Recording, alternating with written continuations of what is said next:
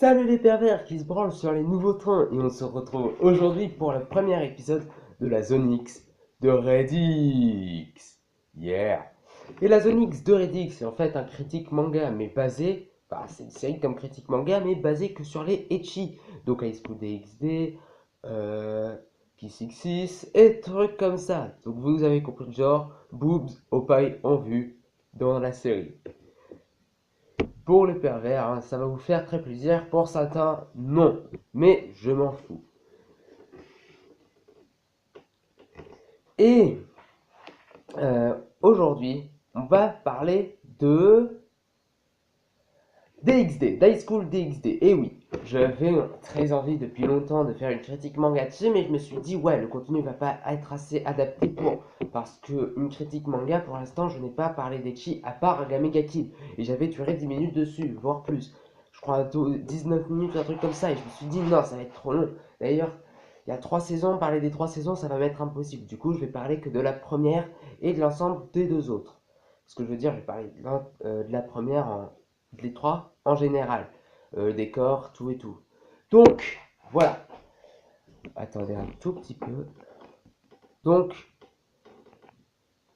High School DxD est un manga écrit par, est un light novel à la base, mais écrit par je ne sais plus qui. Donc, moi, je vais parler de l'animé. Et là, je sais à peu près de quoi je parle. Donc, High School DxD est un animé réalisé par Tetsuya Yanagisawa. Zawa dans les studios TKA. Si je prononce mal, hein, venez m'aider, je suis ravi. Et en 2012, en 2012, ouais. De quoi parle de DxD?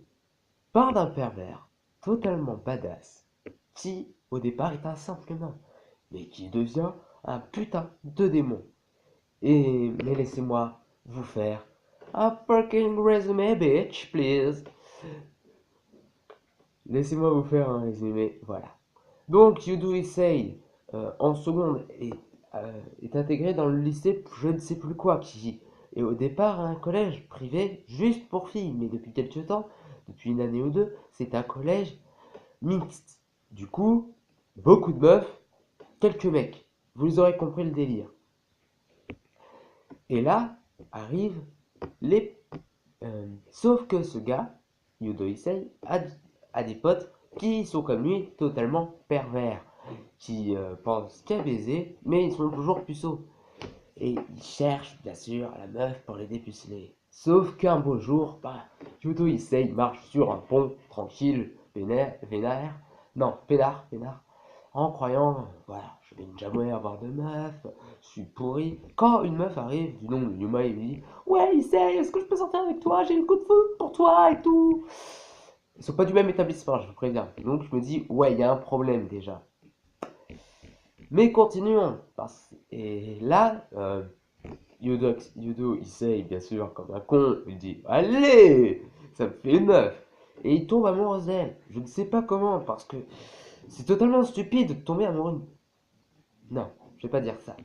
C'est pratiquement impossible que un gars qui n'a jamais parlé à la meuf tombe amoureux d'elle. Moi, je suis tombé amoureux de ma meuf. Je tiens à dire, je lui ai parlé un minimum avant. Voilà. Et à vrai dire, j'ai eu le coup de foudre. Donc voilà. Maintenant, continuons. On va pas s'attarder sur le sujet. Euh, voilà, donc il accepte et tout. Et là, un jour, elle lui propose un rendez-vous, un dimanche. Et oui, vous sentez le truc venir. Je sais pas, mais moi je le sens là. La grosse embrouille qui va tout détruire, qui va tout le gâcher. Ça, c'est juste le premier épisode, hein.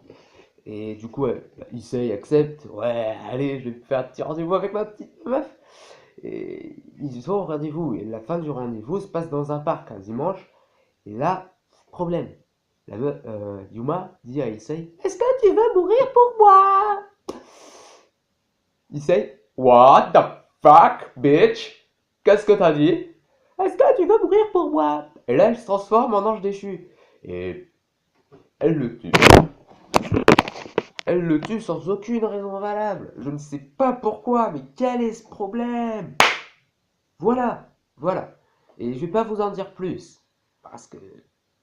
Enfin, après, il y a Rias qui arrive, qui le soigne avec ses pouvoirs de démon, et elle lui apprend: Maintenant, t'es mon esclave, t'es mon démon, tu fais partie de ma compagnie, t'es avec nous dans mon club, je suis ton maître, bitch, please, j'ai des gros boobs. Voilà, ça c'est... En gros, c'est ça, quoi. Et voilà, ils se retrouvent tous les deux nus dans la chambre. Du coup, il comprend pas ce qui se passe, il croit qu'ils ont pécho, mais non, pas du tout, pas du tout, pas du tout, pas du tout. Enfin, on ne sait pas. Peut-être. Elle dit qu'elle est vierge, mais on ne sait pas. Peut-être qu'elle s'est amusée avec lui. Et oui, c'est possible. C'est une solution envisageable. Après, Issei, ouais, du coup, bah, il se dit what the fuck. Ok, j'accepte. Je suis pas assez après. Oh, j'étais sûr, j'étais mort, mais non. Et en gros, voilà. Bon. Après, en gros, Issei il développe un pouvoir, ça s'appelle le Boosted Gear. C'est une sorte, enfin, c'est un bras de dragon qui permet d'augmenter l'énergie. Et au départ, il ne sait pas du tout comment l'utiliser, il fait Boosted, Boosted, boum! Et après, ça devient carrément badass, car le mec, il a tout un bras, ça fait tout ça, quoi. Ça fait de la main jusqu'à là, et moi j'ai toujours trouvé ça trop badass. Et là, après, il a une armure, et c'est un truc de folie, et il augmente ses capacités, il peut voler, il peut tout détruire, il peut anéantir un dieu, et c'est ça, Issei! C'est ça, DXD! C'est des boules, c'est de la magie, c'est fantastique! Et c'est des démons et des anges et tout, c'est tout un délire! Attends. Je me calme, voilà. Bon, qu'est-ce que je pense de ce manga? Bah déjà, il est bien, mais quelques incohérences, par exemple, euh, d'où est-ce que Yuma la connaît? Il le connaît. D'où est-ce qu'elle l'a déjà vu? Après, comment ça se fait que Issei et Rias ont un lien entre eux, mais qui se développe jamais? À part dans la fin de la troisième saison. Au début, on croit à la seconde saison, fin de la première saison qu'ils sont ensemble, mais non. Vous voyez ce que je veux en venir? C'est pas assez approfondi. Les relations avec les personnages sont bien en apparence, mais à l'intérieur, à la source du problème, non, il n'y a rien. Donc voilà.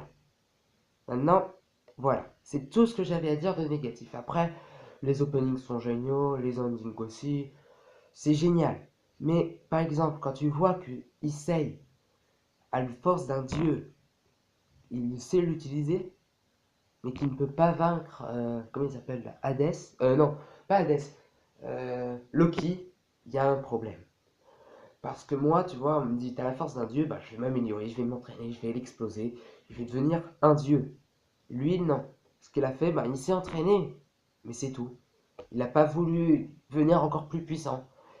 Il veut protéger, mais il n'en est pas capable, et c'est ça que je trouve dommage dans DxD. Après, certains vont dire, ouais, mais non, DxD c'est génial et tout. Je suis d'accord, c'est génial, mais il faut approfondir le sujet. Il faut entrer dans le cœur du problème et approfondir les bases. Voilà. Après, je vous invite fortement à regarder cet animé. Non, juste pour les openings ou les personnages, parce qu'ils sont même si c'est pas bien construit, les personnages, les relations et tout, c'est de la merde. Je veux dire, c'est génial, je veux dire. Mais il y a quand même de la grosse merde dans DxD, par exemple. Que veut dire DxD, la priva? Démon, X, démon. Pour moi, c'était ça à la base. Non, en fait, DxD, ça veut rien dire de tout ça. DxD veut dire dragon, euh, extrême, des dragons ou un truc comme ça. Voilà. Voilà, vous comprenez le problème. C'est de la grosse merde. Le nom, ça veut rien dire. Moi, j'ai cru au début que c'était quelque chose de romantique, mais non, ça m'a déçu. Mais bon, voilà, j'ai dit ce que j'avais à dire sur DxD. Je tiens à vous dire merci, hein, voilà. J'ai fini l'épisode. Allez, salut les zouzous, c'était Redix, l'Otaku, et on se retrouve pour la prochaine épisode de la Zone X de Redix. Yeah.